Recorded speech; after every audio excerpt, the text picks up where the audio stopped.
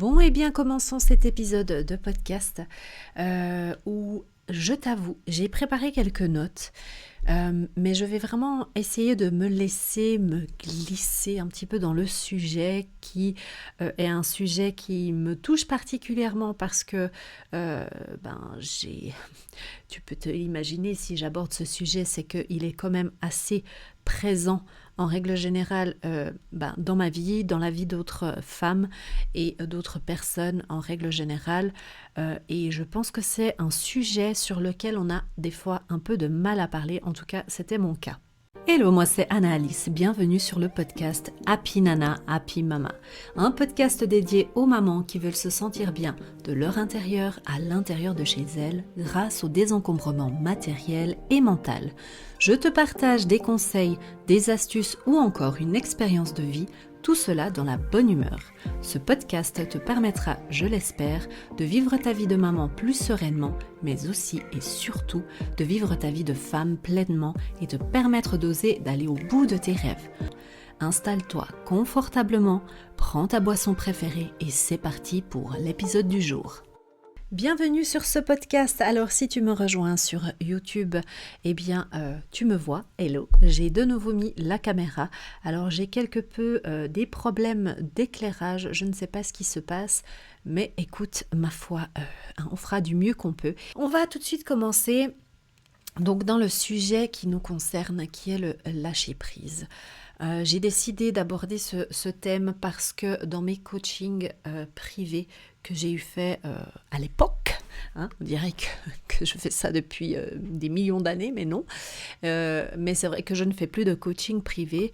Mais quand j'en faisais, c'est un sujet que je sentais très lourd, très pesant sur les épaules de ces mamans, de ces femmes qui ont fait des coachings avec moi. Parce qu'il y avait un sentiment aussi, alors vu qu'elles étaient là pour se faire aider, pour se faire accompagner et trouver des solutions, ça veut dire qu'elles étaient un petit peu le moteur aussi de vouloir changer.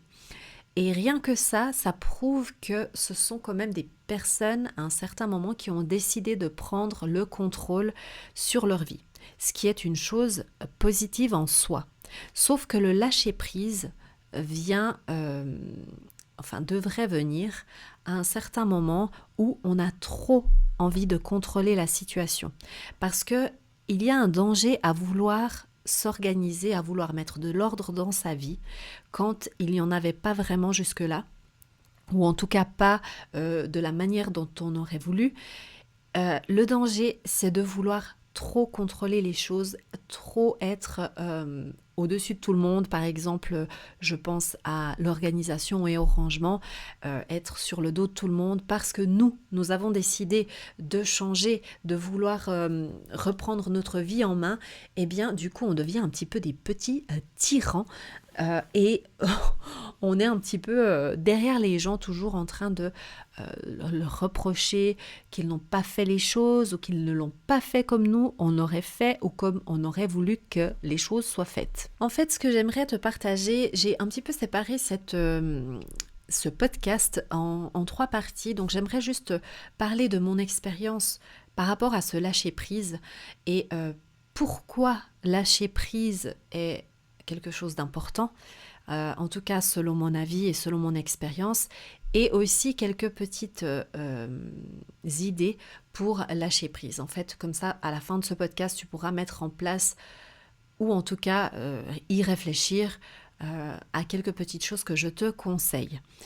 Déjà, le lâcher prise à la base, c'est une action pour se libérer de pas mal de choses, de pas mal de poids. Et c'est justement ce qu'on va voir.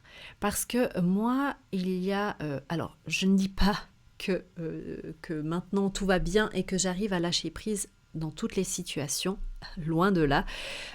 C'est un travail constant. Je pense que comme beaucoup de choses dans la vie, ce sont des étapes que l'on passe au jour le jour, au quotidien, des choses que l'on décide de faire au quotidien qui, accumulées les unes avec les autres, vont donner quelque chose de positif. D'ailleurs, dans la vidéo que j'avais faite sur YouTube, Eh bien, la semaine passée, j'avais parlé des habitudes. Qu'est-ce que sont les habitudes et comment en créer de bonnes habitudes.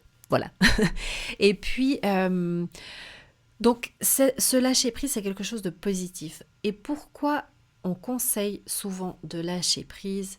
Et ce que moi, j'ai vécu, en fait, c'est que à un certain moment, je voulais tout contrôler. Parce que justement, comme j'ai dit auparavant, euh, si tu connais pas forcément mon histoire, c'est un petit peu en gros résumé. Quand j'ai eu ma fille en 2015, eh bien, je n'étais pas du tout organisée, j'étais un peu même bordélique, on va dire ça comme ça. J'accumulais certaines choses. J'ai jamais été à accumuler beaucoup de choses, mais il y avait quand même une accumulation forcément. Mais c'était surtout que je ne m'organisais pas, je ne prenais pas le temps de m'organiser à la maison. Et puis, jusqu'à ce que j'ai eu ma fille, ça allait plus ou moins parce que finalement, je vivais avec celui qui après a été mon mari. On s'organisait un petit peu comme on voulait, hein, ça va. Hein, jusqu'à un certain moment, ça va.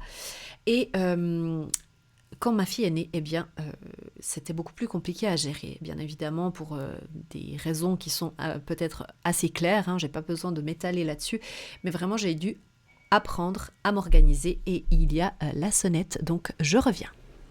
Ne bouge pas. Si tu veux un podcast real life, c'est ici qu'il faut venir. Hein. Non, mais bon, voilà. Hein. C'est le facteur qui nous a amené du champagne, mais c'est pas fantastique. Bon, allez, continuons avec notre petit podcast. Et donc, je disais que justement, avec cette vie de maman qui a commencé, eh bien, j'ai dû vraiment apprendre à m'organiser et à mieux gérer mon temps parce que c'était une catastrophe. Sinon, il y a plein de rendez-vous, il y a plein de choses à gérer. Hein. Voilà. Et j'aimerais aussi juste faire une petite parenthèse ici parce que j'y pense. Je m'adresse souvent aux mamans, mais ce podcast, ma chaîne YouTube, tout mon contenu n'est pas que pour les mamans, bien entendu. Hein. Je m'adresse en règle générale à cette cible-là. Alors ça, c'est un jargon assez professionnel. Hein. Dans notre jargon, on dit notre cible, notre cliente idéale. Eh bien voilà, je t'emmène avec moi dans ce milieu-là. Et en fait, je m'adresse aux mamans parce que c'est mon expérience. C'est à ce moment-là, c'est quand j'ai été maman que j'ai réalisé toutes ces choses et que j'ai mis les changements en place. Donc c'est pour ça que je m'adresse toujours aux mamans. Mais tout ce que je suis en train de dire là, peut-être que toi tu m'écoutes et tu n'es pas une maman, tu es peut-être même un homme, hein, tu es peut-être une femme, tout simplement, sans enfant. Et ça ne veut pas dire que tu n'as pas de challenge de lâcher prise ou de problèmes d'organisation ou autre. Les problèmes peuvent être les mêmes avec différents composants, on va dire. Donc pourquoi je disais ça? C'est parce que depuis 2020, on vit quand même une situation très particulière au niveau de notre logement, de notre habitation. On s'est rendu compte plus que jamais, et c'est pour ça que je veux préciser que ce n'est pas que pour les mamans ce podcast, ni le contenu que je fais, eh bien on a tous réalisé combien il était important de se sentir bien chez soi. Parce que c'est de là que tout démarre. C'est notre base en fait. C'est vraiment où on va se ressourcer, où on va prendre de l'énergie, où on va se retrouver normalement, si tout va bien, avec des gens qui sont bienveillants et avec qui on a envie d'être. Donc, voilà, petite parenthèse close, mais vraiment, je ne veux exclure personne. C'est juste une expérience que moi j'ai et que du coup, je partage comme ça. Donc, je voulais tout contrôler à un certain moment parce que j'ai voulu reprendre ma vie en main, j'ai voulu mettre les choses en place et je pensais que le fait de tout gérer, en fait, de tout noter, mais dans l'exagération vraiment, parce que je suis consciente et j'en parle tout le temps que c'est bien de s'organiser, de noter, etc. Mais quand ça devient une obsession, quand tu commences à gérer les affaires des autres, c'est-à-dire des personnes qui vivent avec toi, alors si je reviens sur l'enfant, on est bien d'accord que jusqu'à un certain âge, c'est quand même toi qui dois le faire ou la personne qui vit avec toi, mais là, c'était vraiment exagéré. C'était pas juste vouloir gérer les choses, c'était vouloir contrôler les choses. Et ça, c'est vachement différent. vraiment. Il faut faire la nuance parce qu'elle est vraiment importante. Aussi, j'avais trouvé cette façon de tout contrôler. J'ai réalisé par la suite, c'est des années de réflexion, c'est que en fait, le fait de vouloir tout contrôler, de toujours remplir mon temps à essayer de tout, comment dire, oui, tout contrôler, ok, mais tu l'as déjà dit Anna, c'est bon, mais de vouloir vraiment tout gérer et voilà, ne pas laisser la place à l'imprévu quelque part, c'était une façon pour moi de me protéger pour que mon cerveau ne réfléchisse pas trop. Voilà, je ne sais pas si tu arrives à comprendre un petit peu comment ce mécanisme s'est mis en place, mais parce que j'avais ces pensées qui venaient en moi à chaque fois, je voulais justement remplir mon temps et le gérer et le contrôler pour ne pas avoir à penser à ces choses-là qui me faisaient du mal et qui pouvaient aller faire un travail à l'intérieur de moi. Je n'étais pas prête à ça et du coup, c'est ce qui a un petit peu fait cette... comment on dit en français? Cette barrière que j'ai créée pour me protéger. Donc, pour moi, c'était vraiment me protéger. J'avais peur d'écouter ma petite voix intérieure parce que justement, je n'avais pas confiance en moi. Je ne prenais pas le temps d'écouter vraiment qu'est-ce que j'avais envie. Lâcher prise, c'est vraiment aussi quelque chose qui me semblait à l'époque comme si, en fait, si je lâchais prise, j'allais baisser les bras, j'allais tout laisser tomber en fait finalement. C'était soit blanc soit noir, tu vois, il n'y avait pas de gris au milieu. Et ça me faisait peur parce que je me disais, mais si je lâche prise, ça veut dire, parce que lâcher, déjà le mot lâcher, c'est vraiment genre, tu as quelque chose dans la main, tu lâches, il tombe par terre. J'avais vraiment cette impression que si je lâchais prise, eh bien tout allait s'écrouler, pardon.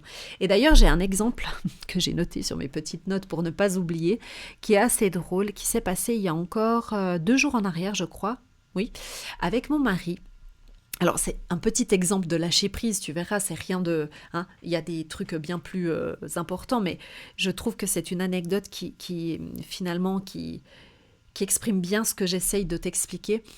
Donc, on a un lave-vaisselle et un jour sur 2, en règle générale, quand mon mari est ici, parce qu'il est souvent à l'étranger en déplacement, eh bien, on fait 1 fois sur 2...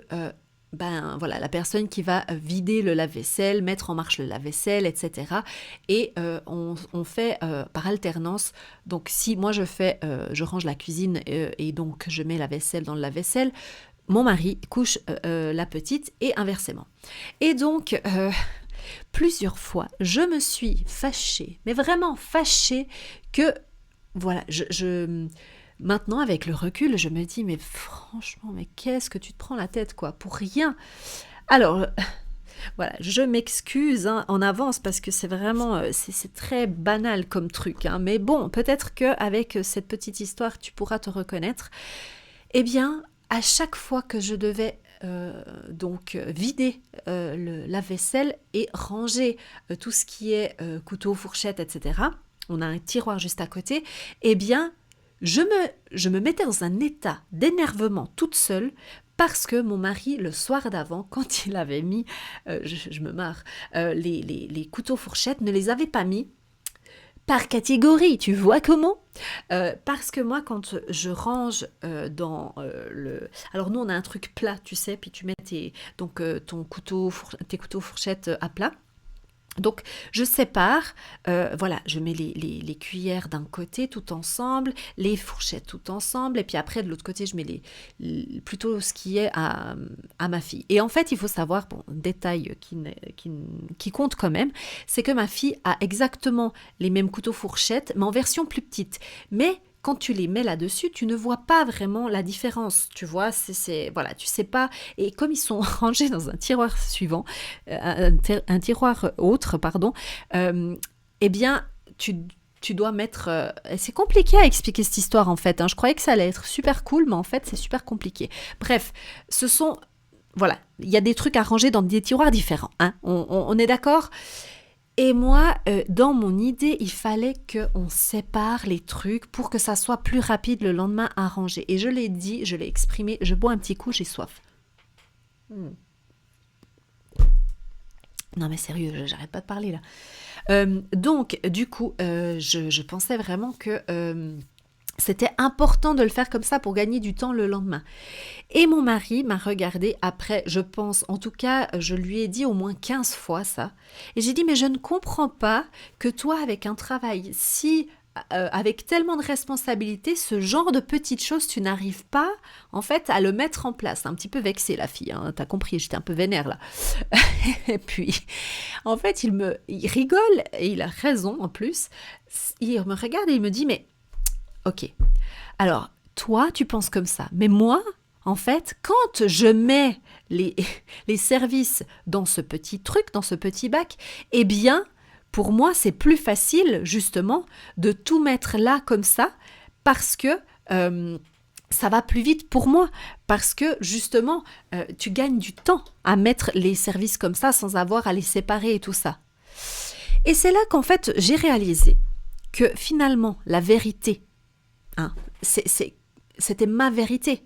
Ça ne veut pas dire que j'avais la vérité absolue et que lui, il avait aussi sa vérité. Donc pourquoi ne pas lâcher prise sur un truc pareil et se dire chacun fait en fait comme il a bien envie de faire. Tant que ça va de l'autre côté, eh bien, laisse tomber en fait, tu vois. Et c'est ce genre de petits exemples que dans la vie de tous les jours, hein, c'est ces petites choses-là en fait sur lesquelles on se prend la tête, non ? C'est pas les grosses choses finalement. Donc, on va continuer avec pourquoi lâcher prise, si tu veux bien. Donc, du coup, on va s'attaquer au pourquoi lâcher prise.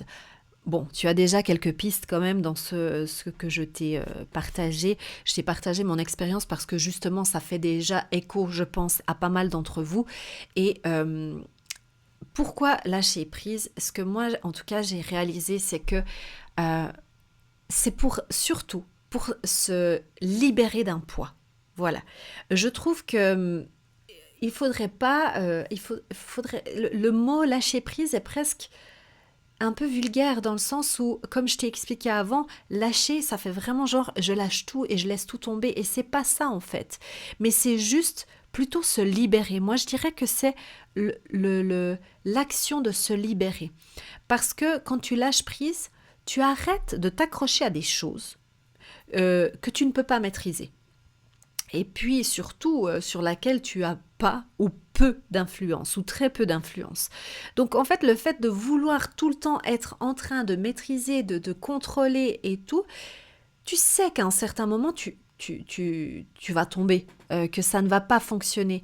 Donc c'est vrai que c'est un petit peu une utopie que de vouloir constamment tout contrôler parce que tu n'y arriveras pas. C'est obligé que la vie reprend le dessus et que du coup tu tu te sens en arrière. Et l'impression que tu vas avoir, c'est que tu es un loser, que tu ne maîtrises rien en fait et que tu n'arrives pas à faire les choses. Et ça, c'est pas un sentiment agréable. Donc, pour que tu puisses dénouer un petit peu ce nœud que tu as à l'intérieur de toi, parce que le fait de vouloir tout contrôler, ça te stresse. Ça crée vraiment ce sentiment de stress. Et le stress va te créer toute cette anxiété et va créer un nœud. Vraiment, attends, tu vois pas dans la caméra, mais ici, hein, dans l'estomac, au niveau de tes intestins, tout va se devenir très dur. Ça va pas être agréable. Donc, vraiment, c'est important d'accepter. Vraiment, il y a beaucoup ici d'acceptation et de libération après coup. Donc, accepter qu'on ne peut pas tout contrôler, c'est déjà la première chose. Et accepter tout simplement que la vie suit son cours et qu'il faut lui faire confiance. Parce que il n'y a que ça de vrai. Tu ne pourras jamais. Et là, pour le coup, j'aime pas utiliser normalement ce mot jamais et toujours, mais là, pour le coup, j'en suis sûre, tu ne pourras jamais tout contrôler. Tu ne pourras jamais tout maîtriser. Tu peux être la reine de l'organisation, de la planification, tu peux micromanager ton temps. Tu ne pourras jamais tout contrôler. Donc, à partir de là, si tu sais que c'est chose impossible, eh bien, pourquoi t'enfermer dans ce schéma-là, qui te fait du mal en plus ? Pour lâcher prise, je te donne alors mes quelques pistes que moi-même j'applique encore aujourd'hui et que j'ai appliquées. Une des premières choses, je pense, qui est la base de la base, c'est en prendre conscience déjà. C'est prendre conscience qu'effectivement, tu es un petit peu, tu es un petit peu tendu comme ça. C'est déjà ça, c'est déjà un grand travail. Prendre conscience que tu es dans ce cheminement, dans cette mécanique-là plutôt, et prendre du recul. C'est important de s'arrêter un petit peu et de se dire, ok, là, je pense que j'ai un peu exagéré. Est-ce que je ne suis pas justement en train de trop exagérer dans certaines situations de ma vie? Et prendre du recul sur ça, c'est-à-dire de faire un pas en arrière et de voir un petit peu ta vie comme si ça n'était pas la tienne. D'ailleurs, encore une fois, dans les coachings euh, que je que je proposais, eh bien, ça revenait assez souvent. Cet exercice, je proposais cet exercice, c'est de faire comme si, en fait, tu étais ta meilleure amie et que ta meilleure amie vient t'exposer sa vie, enfin, tu la connais de toute façon, vu que c'est toi, et d'analyser ça comme si tu étais ta meilleure amie. Pourquoi? Parce que le fait, à part si tu n'as pas du tout d'empathie, ça peut aussi exister, mais en règle générale, l'être humain est quand même un être empathique et du coup, tu vas pouvoir plus sortir de tes chaussures, de tes propres chaussures, donc de tes problèmes, de tout ce contrôle que tu as et pouvoir voir un peu plus la situation euh, d'un peu plus haut. Euh, et aussi un exercice que je te propose de faire, que Marie Forleo, c'est une coach business qui m'a beaucoup inspirée dans mes débuts, eh bien, elle propose de se mettre dans la situation de quel est quelle est la pire chose qui peut arriver en fait si tu lâches tout ça, si tu lâches le contrôle et que tu te laisses aller. Imagine-toi vraiment la pire situation. Et quand tu t'imagines le pire, tu te rends compte qu'en fait ça va. Hein. En règle générale, c'est ça qui ressort. Tu, tu te rends bien compte qu'en fait ton mental est beaucoup plus négatif que ce que la situation l'est.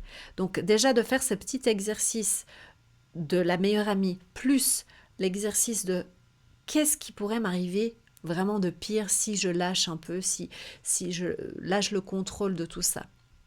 Et comme ça aussi, en faisant cet exercice, tu vas aussi pouvoir un petit peu, alors on va pas de nouveau rentrer dans le contrôle, mais juste de se dire, ok, si éventuellement ça se passait comme ça, quelle solution j'aurais? Comme ça, tu vas te rendre compte que finalement, ça va, tu peux lâcher un peu de lest. Déjà ça. Euh, une chose qui est aussi importante par rapport à prendre du recul, c'est aussi comprendre ce qui dépend de toi et ce qui ne dépend pas de toi. Là, en l'occurrence, dans les exemples que je donne souvent, c'est dans l'organisation, quand tu vas déléguer des tâches, et je sais que c'est un sujet qui est hyper compliqué, justement parce que souvent, on a des personnes qui sont dans cette obsession de tout maîtriser, et du coup, elles n'arrivent pas à lâcher prise, eh bien, déléguer devient compliqué.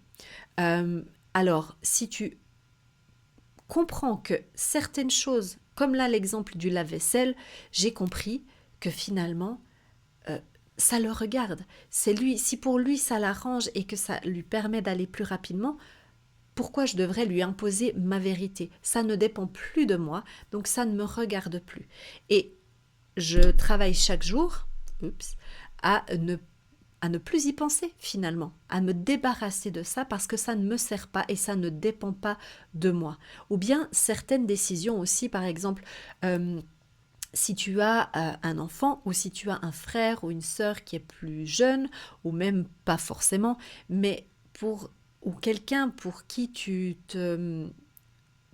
t'inquiètes de sa situation, des choix qu'il ou elle doit prendre, et que tu aurais envie de pouvoir te mettre quasiment à sa place et prendre tout ça et maîtriser tout ça, eh bien, dis-toi bien que c'est sa vie et que ça dépend de lui ou d'elle.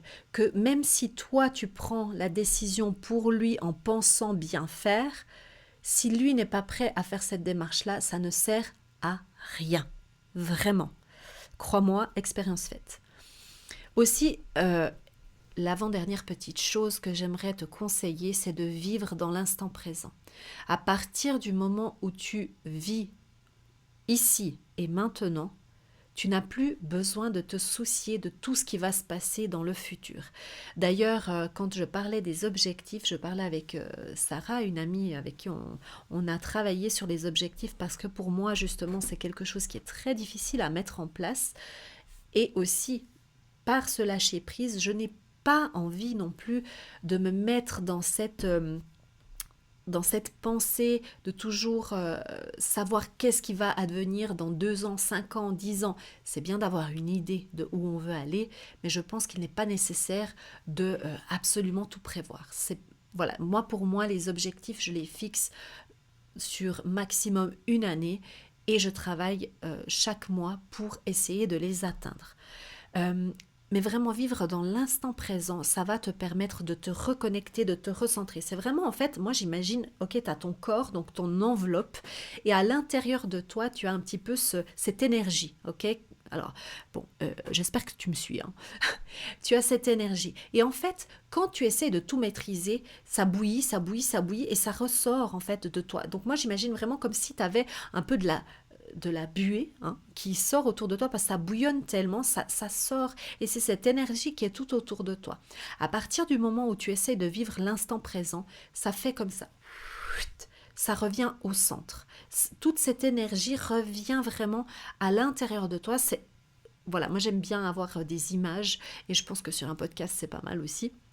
Donc, vraiment te recentrer sur toi-même, vivre l'instant présent. Et là encore, je te propose de faire un exercice. Alors, moi, j'aime bien faire ça le soir. Je ne le fais pas tout le temps, mais voilà, quand j'ai des petites choses à travailler, je trouve que c'est important de choisir les bons exercices qui nous parlent. Et là, tu en as déjà 3, donc choisis celui que tu préfères, ou si les 3 te conviennent, fais-les les 3. Mais c'est d'être dans la gratitude. Donc en fait, d'être dans la gratitude, c'est d'être ici et maintenant. Et de remercier, d'être contente et de remercier la vie, tout simplement, toi, les personnes qui t'entourent, de la situation dans laquelle tu es. De remercier, de voir toutes les choses positives, pour t'ancrer, vraiment pour, tu sais, mettre tes racines comme ça au sol. Et finalement, le dernier conseil que j'ai ici, c'est de te faire confiance et d'écouter ta petite voix. Alors bien sûr, c'est un travail, ça ne vient pas du jour au lendemain. Comme j'ai dit au début de ce podcast, c'est vraiment ces habitudes qui, mises bout à bout, vont te permettre de te faire confiance. Et encore une fois, je t'invite à aller voir la vidéo sur ma chaîne YouTube qui est... alors, j'ai pas encore donné de titre, mais ça sera sur les habitudes. Donc, normalement, c'est la vidéo qui est venue avant ce podcast. Je t'invite vraiment à aller la voir parce qu'elle t'explique vraiment comment mettre en place ces habitudes. Et ce sont ces habitudes au jour par jour qui vont te faire prendre confiance en toi et pouvoir écouter cette petite voix que tu essayais d'étouffer par toutes les choses que tu avais envie de contrôler dans ta vie. Bon, eh bien, j'espère que cet épisode de podcast t'a plu. Je me réjouis d'éteindre cette caméra parce que le soleil est en train de m'aveugler. Mais sinon, tout va bien, hein. Positif, pensons positif. Le soleil est magnifique, il me réchauffe la peau, c'est magnifique. Ouais. Eh bien, j'espère sincèrement que ça va t'aider, que tu vas pouvoir mettre quelques petites choses en place. D'ailleurs, si tu es sur Apple Podcast et que tu as aimé ce podcast, si tu peux venir me mettre une note positive, hein. Allez, on va pour les 5 étoiles. Non, on veut pas des 4 étoiles, on veut des 5 étoiles ici, oui, forcément. Hein. Et tu peux aussi laisser ton avis sur Apple Podcast, en tout cas. Et si tu me regardes sur YouTube, viens me mettre un petit commentaire pour me dire si ça t'a aidé, qu'est-ce qui t'a aidé en particulier et qu'est-ce que tu vas mettre en place pour pouvoir lâcher prise et faire ce travail. Comme je l'ai dit tout à l'heure, c'est vraiment un travail, c'est sur le long terme. Donc ne t'attends pas à avoir des résultats du jour au lendemain, quoique si tu mets des choses en place, ça peut aller très très rapidement. En tout cas, tu vas en ressentir les bienfaits rapidement. Et aussi, je voulais te dire que le prochain épisode de podcast sera le 8 février, donc le mardi 8 février, et je vais parler d'affirmations. Mais qu'est-ce que c'est les affirmations? Eh bien, tu le sauras le 8 février, justement.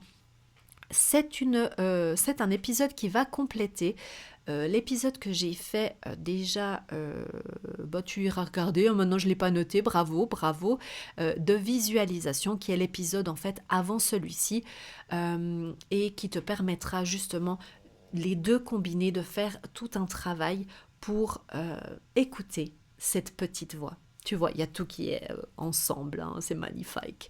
Bon, je te dis à bientôt et j'espère te revoir ici. En tout cas, j'espère que tu viendras m'écouter.